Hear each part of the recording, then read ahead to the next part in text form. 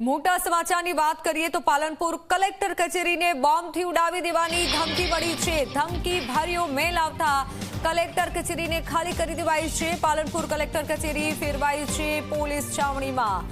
અરજદારો અને સ્ટાફને બહાર કાઢી અને સર્ચ ઓપરેશન હાથ ધરાયું। આ મેલ ક્યાંથી આવ્યો હતો, કોને કર્યો તે દિશામાં પણ તપાસ શરૂ કરાઈ છે કે આખરે આ ઈમેલ કોણે કર્યો છે, કેમ કર્યો છે અને હાલ આ જે ધમકીભર્યો મેલ મળ્યો છે તેને લઈને પોલીસ તપાસ શરૂ કરાઈ છે। ઓનલાઈન પર સંવાદદાતા અલ્કેશ જોડાઈ ચૂક્યા છે। અલ્કેશ, હાલ ત્યાં કેવો બંદોબસ્ત, શું કઈ જાણકારી મળી છે કે આ મેલ કોણે કર્યો હોઈ શકે?